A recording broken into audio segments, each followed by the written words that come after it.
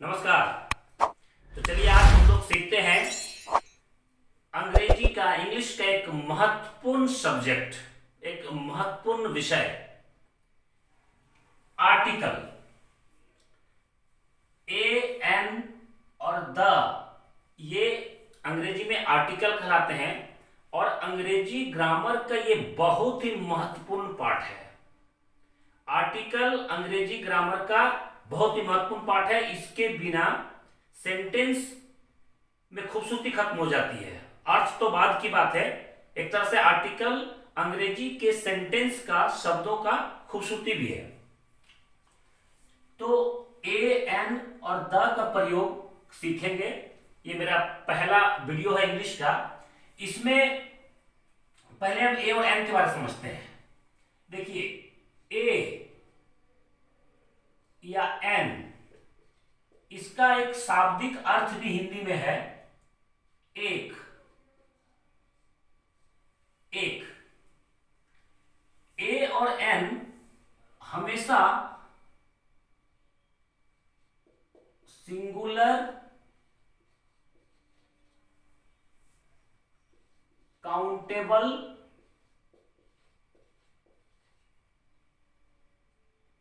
Noun,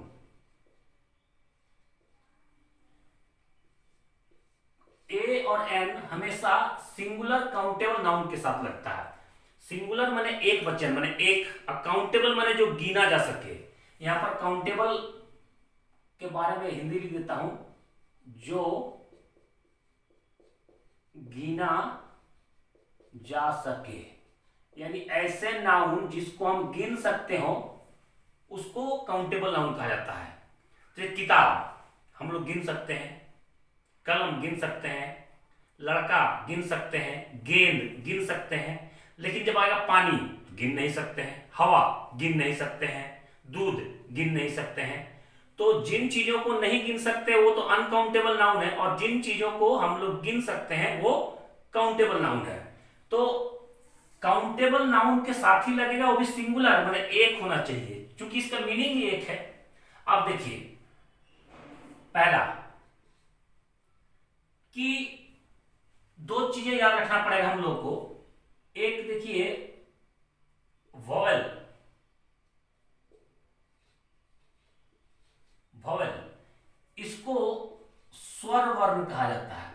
स्वर वर्ण अंग्रेजी में ए से जेड तक जो 26 अक्षर है उसमें से 5 को वॉवेल में रखा गया है। कौन कौन?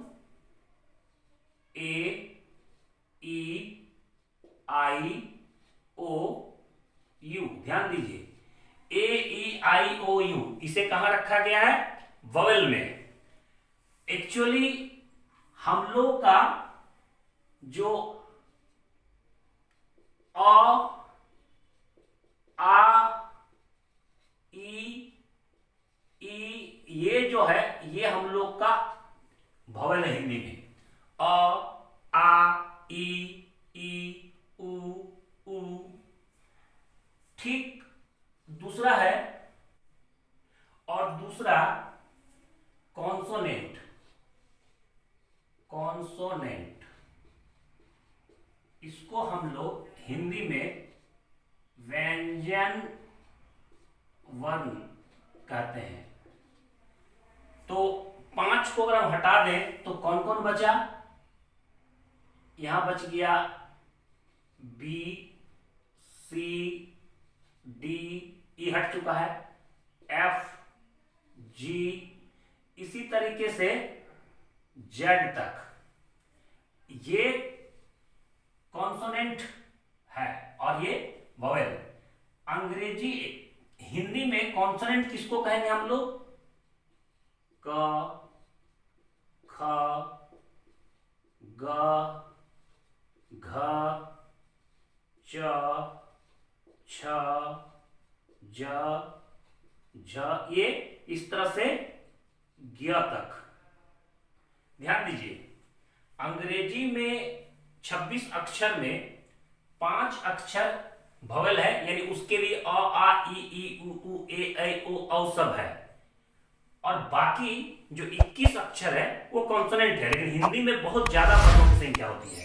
हिंदी में अलग से अ आ इ ई स्वर वर्ण है और व्यंजन वर्ण में क ख ग अलग से है।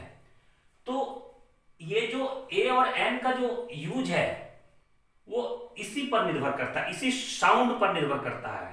साउंड का मतलब यदि ये साउंड सुनाई दे, स्वर वर्ण का साउंड सुनाई दे अ आ इ ई तो एन लगेगा, ध्यान दीजिए। और क ख का साउंड सुनाई दे तो ए लगेगा। बहुत इजी है ये। अगर उस वर्ड को बोलते समय अ आ इ ई उ ऊ इस तरह के अक्षर से शुरू होता है उसका, तो आप आराम से उसमें एन लगा दीजिए और जहां क ख से शुरू हो गया उसमें आप ए लगा दीजिए। अब देखिए आगे बढ़ते हैं। दिस इज ए बॉल, ध्यान दीजिए बॉल बी है यानी कॉन्सोनेंट वाला लाइन पे है तो इसलिए ये लगा। ऐसे ही बोलकर देखिए बॉल, तो बॉस आया कि नहीं, तो बॉल तो इसमें ना आएगा। दूसरा देखिए आई हैव ए डॉग, तो डॉग डॉग तो डॉ आ गया यानी इसमें आएगा। और ऐसे भी डी यहां है तो ए लगा।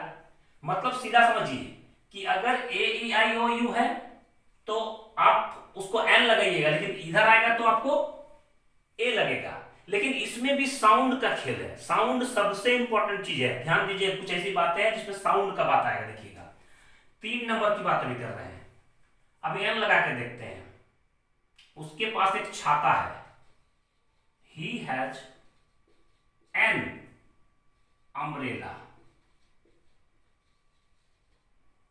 देखिए एन लगा, अम्ब्रेला यू, यू कहां है, यहां है, एन लगा दिए। और जब बोलते हैं अम्ब्रेला आ गया अम्ब्रेला, इसलिए भी एन लगा।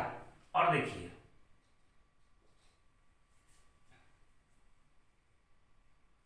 आई सॉ एन एलिफेंट, मैंने एक हाथी देखा। एलिफेंट ई, देखिए ई यहां है तो एन लगा। और एलिफेंट को हम लोग उच्चारण जब करेंगे तो भी एलिफेंट ए आ रहा, देखिए इसमें अ आ इ ई में आएगा वो ए। तो सीधा समझिए इस बात को कि ना केवल वोवेल होना चाहिए, उसका साउंड भी वोवेल होना चाहिए। लोग पूरा आसान सा क्या सीख जाते हैं कि ए ई आई ओ यू है तो हम एन लगा देंगे, और ये सब है B C D F G तो हम लोग ए लगा देंगे। लेकिन यहां मिस्टेक हो जाएगा। साउंड का खेल है, पूरी तरह से समझिए, ये साउंड का खेल है। अब साउंड को, सिस्टम को समझाते हुए हम ए और एन का इस्तेमाल को और आगे बढ़ाएंगे।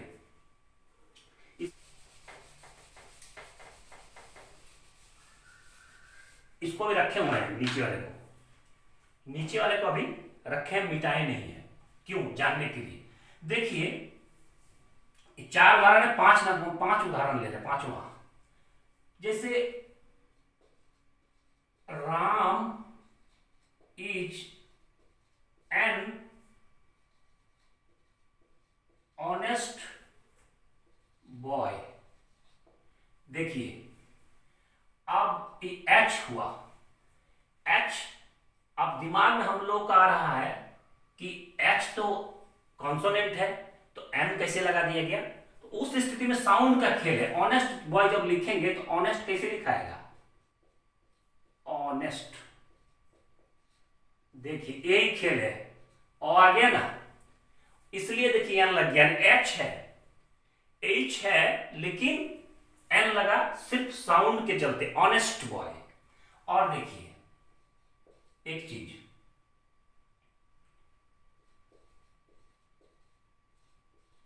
Ranchi is a university.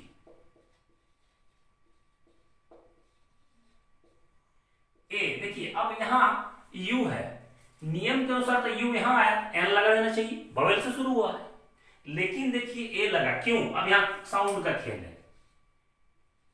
University कैसे लिखाएगा? यूनिवर्सिटी,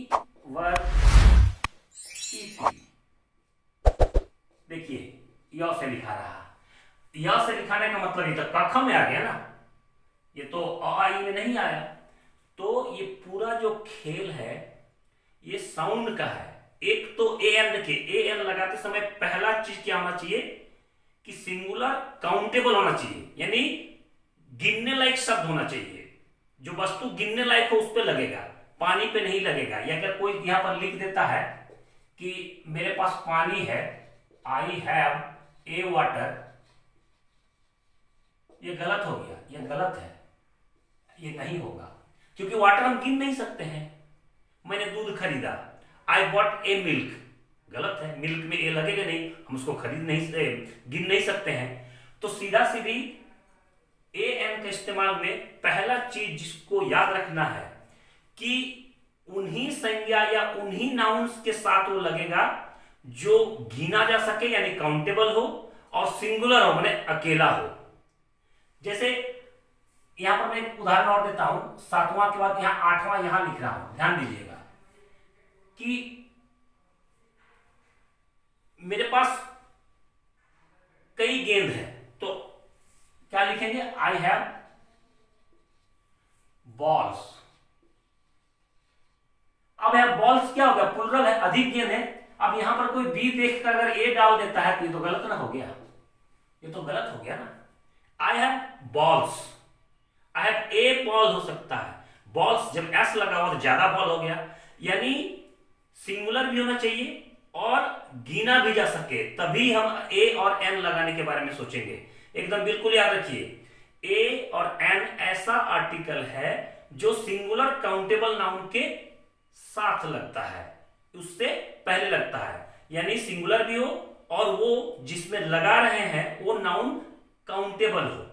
तो ठीक है, अब समझ में आ गया कहां कहां लगाएंगे, जिसको नहीं गिन सकते, पानी में, हवा में, दूध में, इन सब में नहीं लगेंगे। चावल को गिना जा सकता है, चावल में भी नहीं लगेगा क्योंकि वो काउंटेबल नाउन नहीं है। गिन के चावल हम लोग नहीं खरीदते, उसको हम लोग किलो में खरीदते हैं। तो ये सब चीज भी दिमाग में रखा जाएगा। तो ये भली बात हमें उम्मीद है कि समझ गए। पूरा खेल देखिए साउंड का है। अगर आप ये सिर्फ याद रख लेते हैं कि ए ई आई ओ यू है तो हम एल लगा देंगे, और बाकी B C D E F G Z तक कोई है तो हम ए लगा देंगे, मिस्टेक हो जाएगा। आपको ये भी देखना है कि उच्चारण करने से वॉवेल का साउंड आ रहा है कि नहीं। अगर उच्चारण करने से वॉवेल का साउंड आएगा तो एन लगाएंगे। यहां देखिए अम्ब्रेला में अ आता है, अम्ब्रेला, एलिफेंट में ए आता है, लेकिन यही जब यूनिवर्सिटी की बात कर रहे हैं यह आता है। इसलिए देखिए यू होने के बावजूद भी ए लगा, और यहां ठीक साउंड भी वॉवेल का है तो एन लगा। अब इसी तरीके से देखिए बॉल और डॉग, तो बॉल और डॉग ये तो कॉन्सोनेंट है, आराम से हम ए लगा दिए, लेकिन यहीं पर कॉन्सोनेंट के साथ ऑनेस्ट शुरू हुआ है, तो एच देखकर अगर कोई सोचिएगा कि कॉन्सोनेंट है लगा दो ए, फिर गलत हो जाएगा। इसका उच्चारण देखना होगा, ऑनेस्ट बॉय, ऑनेस्ट ऑ, देखिए एन लग गया। तो आज के बाद जब भी ए और एन का प्रयोग करेंगे तो सीधा सीधी साउंड भी देखेंगे सिंगुलर काउंटेबल नाउन के साथ। तो ए और एन का यूज यहां समाप्त हुआ। मैं उम्मीद करता हूं कि आप लोग इसको समझ गए होंगे। तो जो जो इस चैनल पे नए हैं या अच्छा लग रहा है तो चैनल को आप लोग सब्सक्राइब कीजिए और बेल आइकन को जरूर दबा के रखें। मैं इंग्लिश का सीरीज बनाऊंगा, कई लेसन उसमें आएंगे जिसको एक के बाद एक के बाद आप पढ़ेंगे तो बहुत कुछ सीख जाएंगे। तो थैंक यू। इसके बाद हम लोग अब चलेंगे द के यूज में, वो बहुत जरूरी पार्ट है द का यूज सीखना। इसके लिए मिटाते हैं पहले।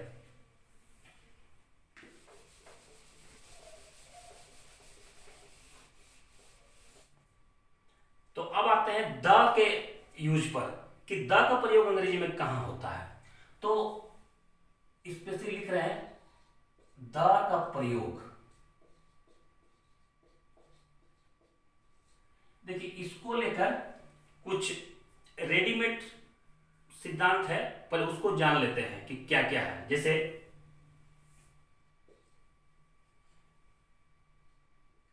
दिशाओं के नाम के पहले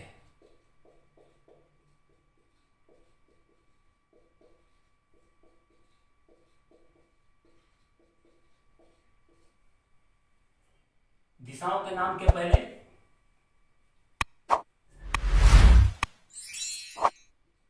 द ईस्ट, द नॉर्थ, इस तरह से the east, the north, the south, the west, उसमें द लगेगा। दूसरा नदी, नदी के स्पेलिंग गलत हो जा रहा है।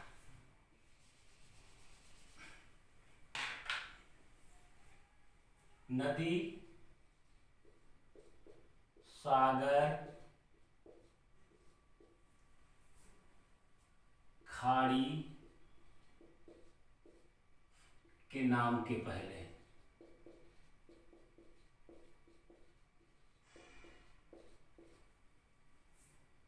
The Ganga,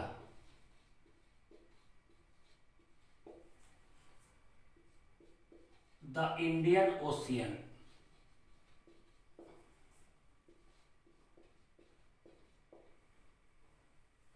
the Bay of Bengal, the Bay of Bengal माने बंगाल की खाड़ी। और आगे बढ़ते हैं, पर्वतों के नाम के पहले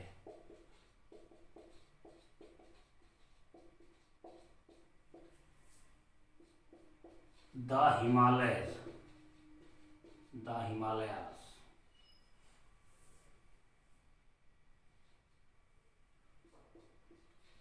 द विंध्यास,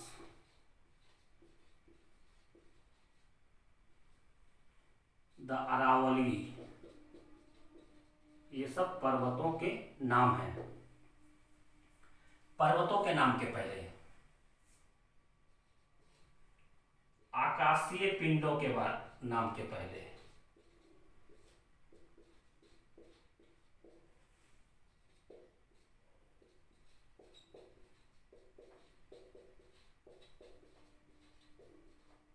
मान आकाश में, ब्रह्मांड में जो पिंड है उसमें भी सिंगुलर होना चाहिए, एक होना चाहिए। द अर्थ पृथ्वी, द सन सूर्य, द मून। इस तरीके से चार हुआ। देखिए दिशाओं के नाम पहले, यानी जितना भी दिशा है, the east, the north, the west, the south, the north, नदी, सागर, खाड़ी, जितना भी नदी है, सागर है, खाड़ी है, सब में आपको लगाना पड़ेगा। गंगा तथा गंगा, दामोदर को लिए द दामोदर बोलना पड़ेगा। इंडियन ओशियन, ये तो महासागर है। द बे ऑफ बंगाल, पर्वतों के नाम के पहले हिमालय पर्वत श्रेणी है, द हिमालय। विंध्याचल एक पर्वत श्रेणी है, द विंध्यास, द अरावली। आकाशीय पिंड, पूरे ब्रह्मांड में जो भी पिंड पाए जाते हैं, द मून, चांद को कह रहे हैं हम, द सन, सूर्य के लिए, पृथ्वी, द अर्थ, उसी प्रकार बृहस्पति, द जुपिटर, मतलब जो भी आकाशीय पिंड है सबसे पहले लगेगा।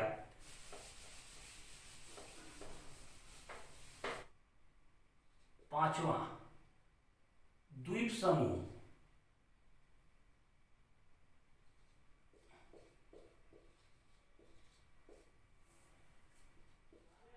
के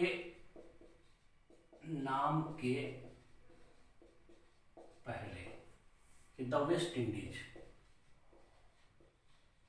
द वेस्ट इंडीज। हमारे देश में है द अंडमान।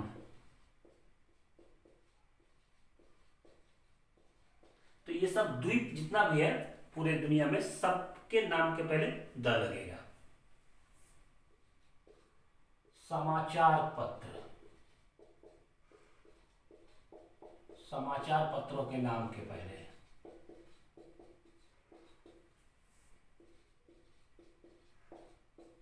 यानी कोई समाचार पत्र से लेते हैं द हिंदुस्तान, हिंदुस्तान एक समाचार पत्र है।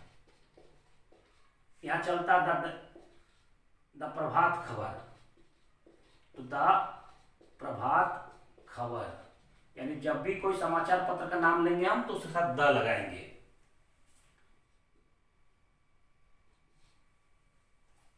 ऐतिहासिक इमारत, ऐतिहासिक इमारत,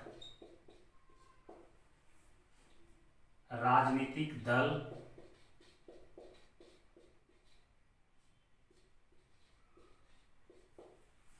हवाई जहाज,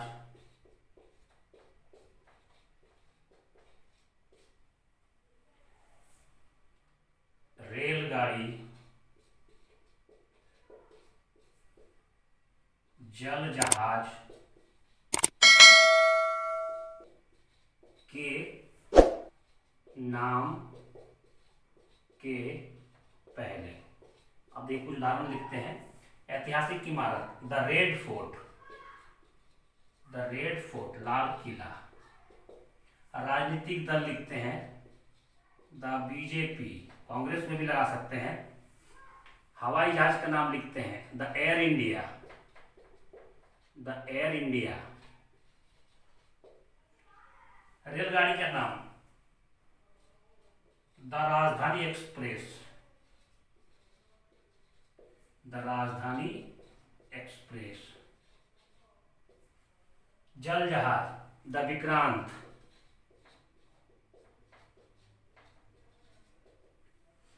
तो इन सबों के पहले भी द लग रहा है। एक चीज महसूस कर रहे हैं कि जितना भी वैसा चीज है जो सिर्फ एक है, सबके पहले क्या लग रहा है? द लग रहा है। देखिए जिसे हिंदुस्तान अखबार एक ही तो होगा तो द हिंदुस्तान। प्रभात खबर एक ही अखबार का नाम होगा, the Prabhat Khabar. Air India एक ही हवाई जहाज की कंपनी का नाम है, राजधानी एक्सप्रेस रेलगाड़ियों का नाम है। तो इस प्रकार क्या कि सबके साथ नहीं लग रहा है। तो ये भी ध्यान देना बहुत जरूरी है कि जो बिल्कुल सिंगल है, ठीक है ना, उनके साथ लग रहा है। अब 8 नंबर पे आते हैं।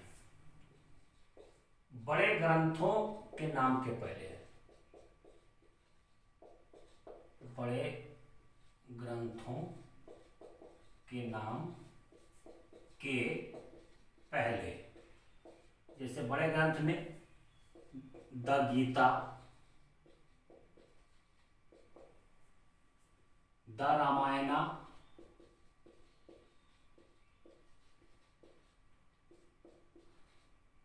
The Quran, the Bible. तो ये सब बड़े बड़े ग्रंथ हैं, इनके नाम के पहले द लगा। बैंकों के नाम के पहले, बैंकों के नाम के पहले, यानी बैंक में the reserve bank, the reserve bank of India, RBI जिसको कहते हैं। The state bank, state bank of India. किसी भी पद के साथ, किसी भी पद के साथ, जैसे the principal, the principal, the director,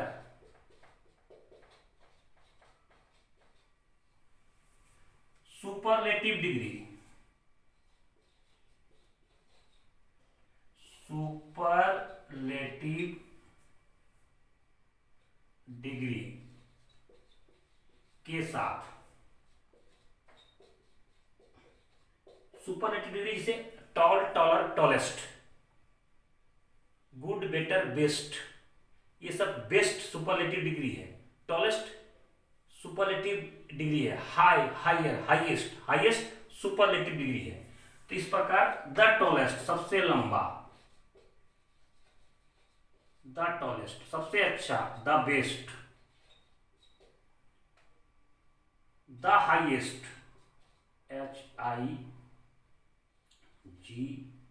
HIGEST, the highest. तो इस प्रकार क्या है कि सुपरलेटिव डिग्री के साथ लगता है द। ऑर्डिनल, ऑर्डिनल नंबर के साथ, नंबर के साथ, जैसे फर्स्ट तो the first, the second, the second, 1 2 के साथ नहीं लगेगा, 1 2 3 4 5 नहीं लगेगा, the fifth, the fourth, the second, the first वहां लगेगा। और 13वां में अगर कोई विशेषण यदि पूरे जाति का बोध करता हो,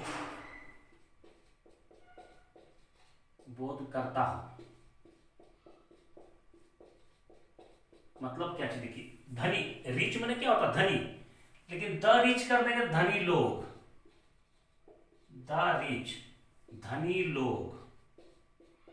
देखिए रिच माने धनी, द रिच धनी लोग, द पुअर, पुअर माने गरीब होता, द पुअर गरीब लोग। तो इस तरह की स्थिति में भी द का प्रयोग होता है। तो ये तो एक याद रखने वाला चीज हो गया कि कब किसके साथ द लगेगा। लेकिन कुछ ऐसी चीजें भी अब मैं बताऊंगा जो द के लिए सबसे इंपॉर्टेंट है, उसमें अक्सर ये कंफ्यूज हो जाते हैं लोग कि यहां द कैसे लग गया, इसको तो ये 13 जो नियम है उसमें तो ये नहीं आ रहा है, उसी को सीखना, इसे तो याद कर लिया जाएगा। जो 13 जो पॉइंट हमने बताया इसको तो आप कभी भी याद कर लेंगे, रट लेंगे, रट्टा मार लेंगे तो हो जाएगा। लेकिन अभी जो मैं बताने जा रहा हूं इसके बाद उसको याद रखना बहुत जरूरी है, वही स्पेशल एक है, हालांकि उसका भी लॉजिक है, उसको याद रखेंगे तो द का मिस्टेक कभी नहीं होगा। अब आते हैं उस पर। अब ये सीखना बहुत जरूरी है, यही मेन चीज है। इसके लिए क्या क्या चीज जानना है, देखिए ऐसे अगर हम लिख रहे हैं सोना महंगा है, सोना माने गोल्ड, तो गोल्ड इज कॉस्टली, सोना महंगा है। लेकिन अगर यही ऐसा लिखा जाए कि भारत का सोना महंगा है, तो फिर इस गोल्ड से पहले द लग जाएगा, the gold of India is costly. देखिए किस तरह अंतर आया, यहां गोल्ड में नहीं लगा, यहां लग गया। सोना महंगा है, गोल्ड इज कॉस्टली, तो हर सोना महंगा है। लेकिन जैसे ही आया भारत का सोना, द गोल्ड ऑफ इंडिया, मतलब अगर किसी भी वस्तु में टोटल का बोध होता हो, उस पूरे वस्तु के एक साथ बोध हो रहा हो तो द नहीं लगेगा। लेकिन किसी खास देश की वस्तु, किसी खास जगह पर रखी हुई वस्तु का बोध हो रहा है तो फिर उसमें द लगेगा। जैसे देखिए आई सॉ ए गर्ल, मैंने एक लड़की को देखा, देखिए ए लगा है ना, तुरंत यदि एक नया सेंटेंस जुड़ेगा कि लड़की बहुत सुंदर थी, तो फिर द गर्ल वाज, लड़की बहुत सुंदर थी, वेरी ब्यूटीफुल। देखिए कि किस तरह हुआ, इसी पर कंफ्यूज करते हैं स्टूडेंट कि एक बार सर लगा दिए ए और दूसरा बार लगा दिए द।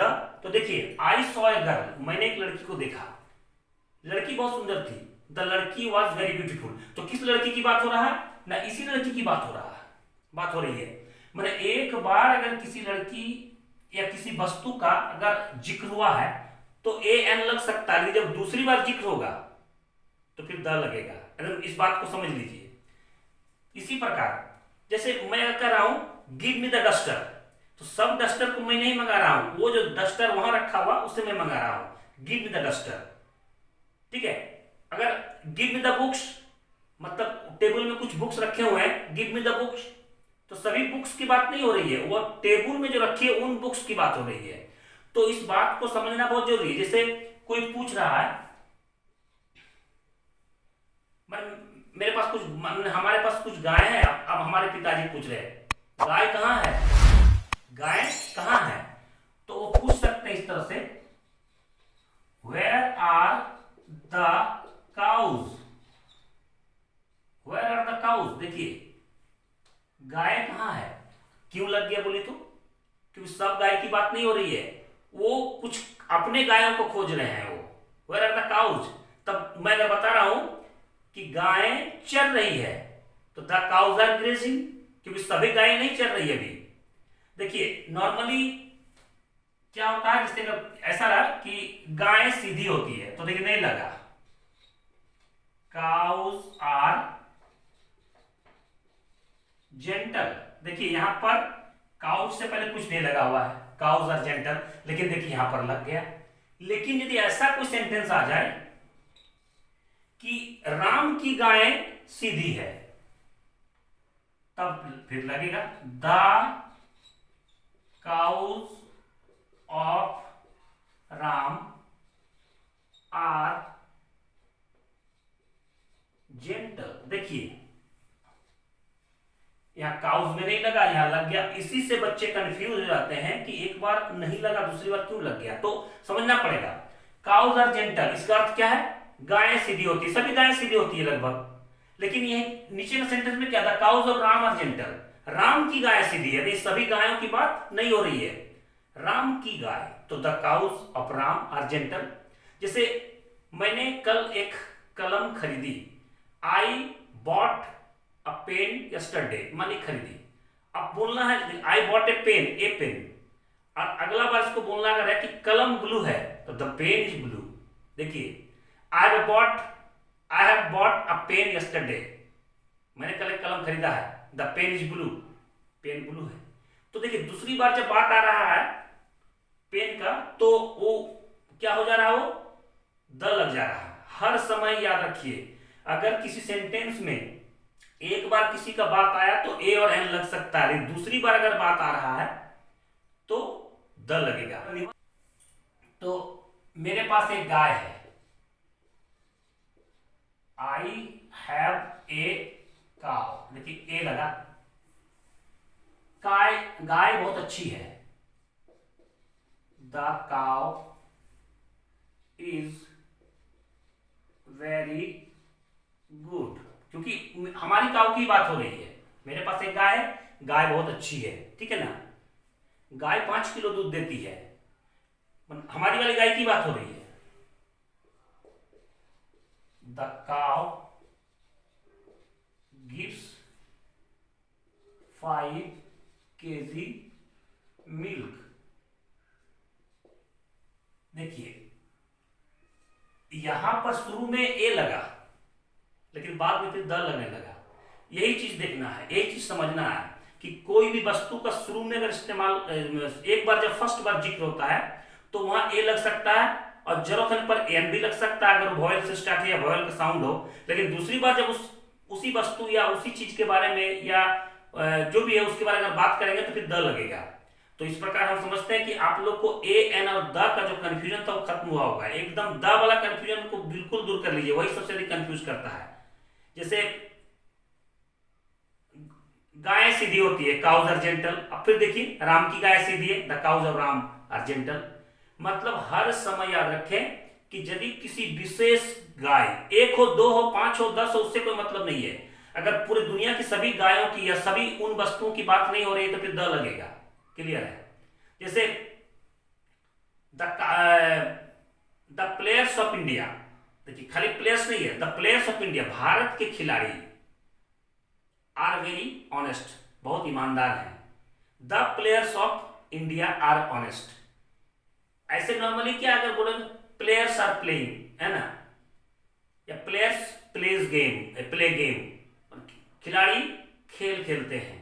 लेकिन जब वो किसी देश का खिलाड़ी या किसी टीम की खिलाड़ी का बात हो तो फिर देखिए द लगेगा, the players of India, the players of Australia. जैसे अगर हम चेयर मंगा रहे हैं, गिव मी द चेयर क्यों कहते हैं? क्योंकि सब चेयर की बात नहीं हो रही है, जो वहां रखा हो उस चेयर का, इसलिए गिव मी द चेयर, वो वाली चेयर हमें दे दिया जाए। तो इस प्रकार द का सारा नियम याद रखने के बाद इस बात को स्पेशली याद रखिएगा कि अगर सभी वस्तुओं की बात ना होकर किसी खास वस्तु की बात हो रही है कि ये वस्तु किसका है, तो फिर द लगेगा। ठीक है, थैंक यू। उम्मीद करते हैं कि आप लोगों को यह आर्टिकल पूरा कंप्लीट हुआ होगा और इस तरह के और वीडियोस मैं बनाऊंगा। मैं फिर से एक बार कह रहा हूं कि मेरे चैनल को सब्सक्राइब कर दें और बेल आइकन को दबा दें। नमस्कार।